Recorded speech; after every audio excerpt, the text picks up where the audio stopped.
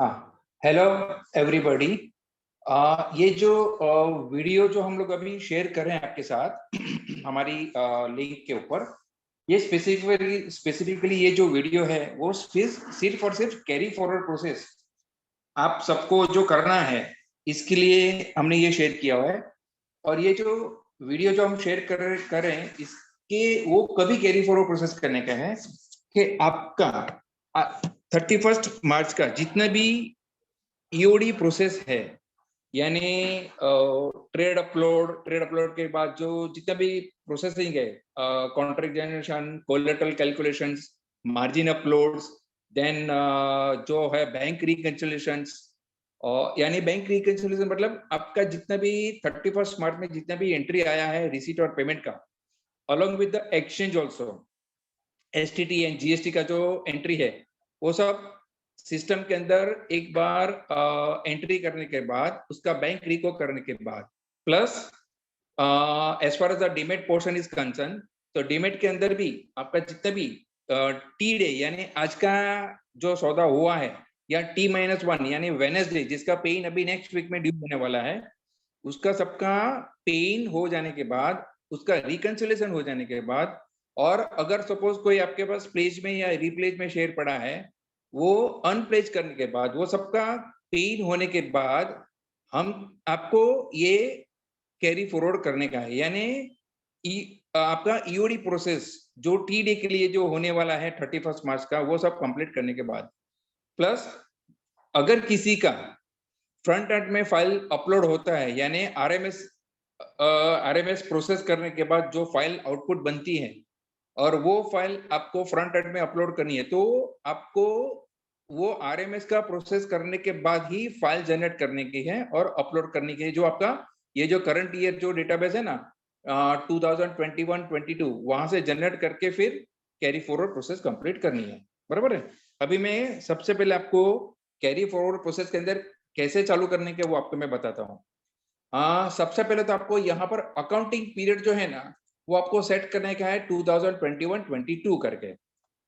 बराबर, यानी current year जो आपका 2021-22 है, वहां से हम लोग नेक्स्ट ईयर यानी नेक्स्ट ईयर फाइनेंशियल ईयर मेरा रहेगा 2022-23, उसके अंदर आपको पूरा कैरी फॉरवर्ड करने का है। तो कैरी फॉरवर्ड प्रोसेस करने के लिए मैं सबसे पहले जाता हूँ प्रोसेस के अंदर। यहाँ पर लास्ट में यहाँ पर मैंने दिया है year end carry forward routine. अभी year end carry forward routine में जाएंगे तो सबसे पहले आपको डिफॉल्ट मेरी कैश मार्केट की कोई भी एक कंपनी आ जाएगी। अगर आपके पास एनसीएल रहेगा तो एनएससी करके आएगी, आईसीसी रहेगा तो आपको बीएससी करके, डिपेंडिंग अपॉन योर आपका जो सेगमेंट एक्शन में आपका रजिस्ट्रेशन है वो हिसाब से। बराबर है। अभी यहाँ पर मैं आपको चीज एक बताता हूँ, जैसे मेरे पास प्रोसेस के अंदर there are many things you to run for the process carry forward. Example के कैलेंडर बी है, सीरीज ईएक्सी है, ट्रेड कैरी फॉरवर्ड है, ट्रेड ब्रोक रूल है, अलग अलग जो मेरे पास टेबल है वो टेबल में से आपको नेक्स्ट ईयर का टेबल में कैरी फॉरवर्ड करने का। अभी यहाँ पर एक बहुत इंपॉर्टेंट चीज है कि जहां पर भी देखो आप सबको यहाँ पर एक प्रोसेस नेम करके कॉलम है, वहां पर और एक इंडिकेशन है स्टार, या फिर कुछ कुछ जगह पे सीबीई लिखा है या कुछ कुछ जगह पे सी लिखा है। तो जहां का स्टार मतलब आपको एक ही बार कैरी फॉरवर्ड करने का है, सी मतलब अगेन एक ही बार कैरी फॉरवर्ड करने का है, लेकिन सीबीई लिखा है यहाँ पर आपको मल्टीपल टाइम कैरी फॉरवर्ड करने का है। मल्टीपल टाइम कैरी फॉरवर्ड मतलब एग्जांपल के ऊपर आपको सिलेक्ट करने का है एनएससी एक्सचेंज, और यहाँ पर सिलेक्ट करने का है ये स्पेसिफिक रूटीन। अच्छा, कुछ जगह पे बीई भी लिखा है, BE also means CBE wise. तो एग्जाम्पल आपने ऊपर एनएससी सिलेक्ट किया और यहाँ पर आपने ड्रॉप डाउन में कैलेंडर भी सिलेक्ट किया, तो एक बार आपको यहाँ पर ये प्रोसेस का ऊपर से जो बटन है वो दबाने का है। In the same way BE BSC है और again select the same option और आपको प्रोसेस का बटन। तो वो हिसाब से आपको जितने भी आपके यहाँ पर कंपनी सेगमेंट एक्सचेंज कंपनी है, वो सेगमेंट एक्सचेंज कंपनी सिलेक्ट करने के बाद प्रोसेस सिलेक्ट करने का है कैलेंडर बी एग्जांपल, और वो आपको यहाँ पर प्रोसेस का बटन दबाने का। और जहां पर खाली स्टार है वहां पर आपको एक ही बार कैरी फॉरवर्ड करने का है। एग्जांपल के मैं एनएससी सिलेक्ट कर लिया ऊपर और सीरीज ईएक्सी मैंने सिलेक्ट कर रहा हूँ, देखो यहाँ पर स्टार है तो मुझे एक ही बार करने का है और ये प्रोसेस करने का है। और मैं जा रहा हूँ नीचे थोड़ा और डिटेल में, ट्रेड सीएफ करके ऑप्शन है। तो ट्रेड सीएफ में भी आपको यहाँ पर मल्टीपल सिलेक्ट करने का है। अभी ट्रेड सीएफ यानी मेरा सिर्फ और सिर्फ एप्लीकेबल होगा डेरिवेटिव्स के लिए, मुझे कैश मार्केट में वो आने वाला नहीं है। तो यहाँ पर आपको करने का है, एक बार एफओ और दूसरी बार एफओ बीएसई, या फिर करेंसी डेरिवेटिव है तो करेंसी डेरिवेटिव्स, या कॉमोडिटी है तो कॉमोडिटी, वो सब सिलेक्ट करके आपको एक बार कैरी फॉरवर्ड करने का है। यहाँ पर आपने देखा होगा सीबीई वाइज लिखा है, तो वो हिसाब से आपको कैरी फॉरवर्ड करने का है। तो अभी मैं स्टेप बाय स्टेप आपको कौन सा प्रोसेस रन करने का वो आपको मैं बता देता हूँ।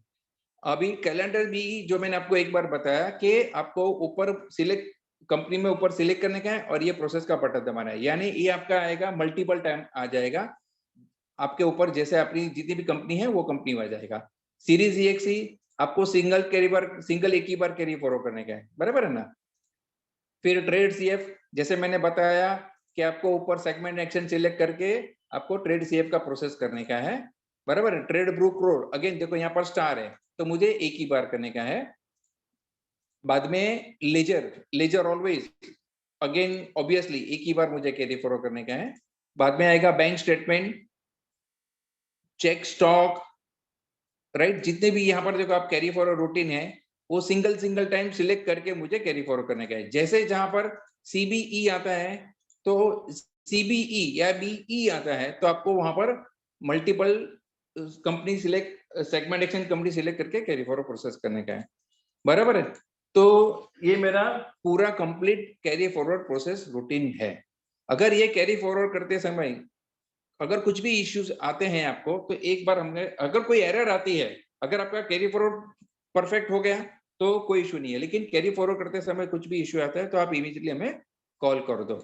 अच्छा, अभी इन केस ऑफ डीमेट यानी सेटलमेंट टीम जो कैरी फॉरवर्ड कर रही है, वहां पर हमने एक चेक पॉइंट्स भी आपको सबको बताना चाहता हूं कि जैसे कि एग्जांपल मैंने एक बार कैरी फॉरवर्ड कर लिया, बराबर है, और मैं कैरी फॉरवर्ड प्रोसेस करता हूँ। क्या क्या कैरी फॉरवर्ड प्रोसेस करता हूँ, एक तो सबसे पहले मैंने ये IOTRX जहां पर मेरा पे इन पे आउट होता है वो टेबल, वहां से मैं पहले बेनिफिशियरी का स्टॉक कैरी फॉरवर्ड करूँ। बेनिफिशियरी स्टॉक यानी आज की तारीख में क्या हो गया मालूम है, हर एक के बुक्स में जो हम लोग डिस्प्ले बेनिफिशियरी में जाकर के जो देखते हैं ना, वो सब स्टॉक, यानी अगर नॉर्मली आज की तारीख में सिर्फ प्रो का स्टॉक रहेगा, या फिर जो पहले के जमाने का जो कोलेटरल का जो अकाउंट था वो रहेगा। क्यों? क्योंकि उसके अंदर मेरे ख्याल से कुछ डेट स्टॉक पड़े रहेंगे जिसका आज की तारीख में मूवमेंट नहीं होता है, या फिर वो सबको पता रहेगा कि वो यस बैंक वाले का स्टॉक पड़ा रहेगा जो अपना वही अकाउंट में के अंदर फ्रीज हो गया रहेगा। तो वो आपको एक बार चेक करने का है। कैसे चेक करने का वो आपको मैं बताता हूँ। दूसरा आईओ सेटलमेंट के अंदर क्या रहेगा कि मेरा, जैसे आप सबको पता है कि 30 और 31 तारीख का जिसका पे इन पे आउट होने वाला है नेक्स्ट फाइनेंशियल ईयर में, तो आप सबको पता रहेगा कि 30 और 31 तारीख हम लोग क्या करते हैं, नेक्स्ट फाइनेंशियल ईयर में नेक्स्ट ईयर में कैरी फॉरवर्ड करते हैं, क्योंकि उसका ड्यू डेट नेक्स्ट ईयर में जा रहा है। तो वो भी आपको नेक्स्ट फाइनेंशियल ईयर में जाकर के डिस्प्ले का जो डिमेट का ऑप्शन है वहां पर जाकर के आपको देखना है कि मेरा वहां पर पूरा ट्रेड के साथ और जितना भी पे इन पे आउट हो गया है वो पूरा का पूरा वहां पर कैरी फॉरवर्ड हो गया है कि नहीं, आपको एक बार देखने का है, बराबर है। तीसरा यहाँ पर corporate action, again corporate action भी कंपनी वाइज ही है, यानी मेरी जितनी भी कॉर्पोरेशन का जो हमने डाल के रखा है मास्टर के अंदर वो कैरी फॉरवर्ड वो एक बार देखने का है। डीपी स्टेट यानी जैसे कि मैंने डेटा रिकंसिलेशन करने के लिए हम लोग क्या अपलोड करते हैं आज की तारीख में, हम लोग TCL फाइल अपलोड करते हैं या फिर SOT फाइल अपलोड करते हैं जो NSDL से आती है, या फिर DPC9 अपलोड करते हैं जो अपने को CDSL से आती है, या फिर DPM6 आती है, बराबर है, वो भी CDSL से आती है, ECS से आती है। तो ये सब डीपी स्टेट जो फाइल हम लोग अपलोड करते हैं और इसके अंदर हमने रिकंसिलेशन का प्रोसेस किया है, तो हमने क्या किया है वो डेटा भी हम लोग नेक्स्ट फाइनेंशियल ईयर में कैरी फॉरवर्ड करते हैं। अभी एक नया शुरू हुआ है जो प्रीवियस ईयर हमने ऑलरेडी सबने किया हुआ है, प्लेज वाला मैकेनिज्म जो नया शुरू हुआ है, मार्जिन प्लेज वाला। तो आपको प्लेज वाला भी कैरी फॉरवर्ड यहाँ पर PLINX जो हम लोग स्लिप जनरेट करने के लिए यूज करते हैं प्लेज वाला, और PLTRX जो हम लोग क्या करते हैं NSDL की और CDSL की जो फाइल आती है वो अपलोड करते हैं। अभी जैसे मैंने आपको बिगिनिंग में ही बता दिया था कि एक बार कैरी फॉरवर्ड करने से पहले आपको क्या करने का है, सबका रिकंसिलिएशन करने का है। बैंक स्टेटमेंट तो आप रिकंसिलिएशन करेंगे ही, उसके साथ मेरे जितने भी बेनिफिशियरी है वो मैं रिको करूंगा प्रीवियस ईयर में। मेरे जितने भी मार्जिन प्लेज अकाउंट है, एनएसडीएल, सीडीएसएल, उसका मैं उसका रिकंसिलिएशन करूंगा। वो रिकंसिलिएशन मेरा परफेक्ट हो जाएगा, फिर मैं नेक्स्ट फाइनेंशियल ईयर में कैरी फॉरवर्ड करूंगा। अभी जब नेक्स्ट फाइनेंशियल ईयर में कैरी फॉरवर्ड होगा तो ऑब्वियसली वो सब 31 मार्च में कैरी फॉरवर्ड होगा। क्यों? क्योंकि मेरा नेक्स्ट फाइनेंशियल ईयर 1 अप्रैल से शुरू होने वाला है।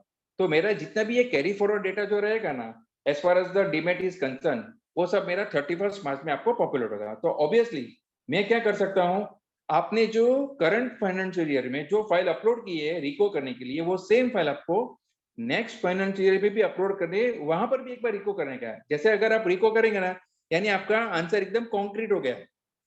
क्यों? क्योंकि जो आंसर आपने प्रोड्यूस किया था प्रीवियस फाइनेंशियल ईयर में, यानी 21-22 में रिकंसिलिएशन के लिए, यानी मैं बोल रहा हूँ होल्डिंग रिकंसिलिएशन, वो same answer next financial year में आपको 31 मार्च में भी आना चाहिए। अगर वो आपको आ गया, यानी आपका रिकंसिलिएशन कैरी फॉरवर्ड एकदम परफेक्ट हो गया है। बराबर है? So this is very simple process है, इसमें कुछ भी प्रॉब्लम आपको आनी नहीं चाहिए एज फार एज हमारा, अगर आप एकदम सिस्टमेटिकली और यूनिफॉर्म वे से आप अगर कैरी फॉरवर्ड करते हैं तो। ओके सर, तो थैंक यू वेरी मच। अगर कुछ भी इश्यू है तो आप इमीडिएटली हमें कांटेक्ट कर सकते हो।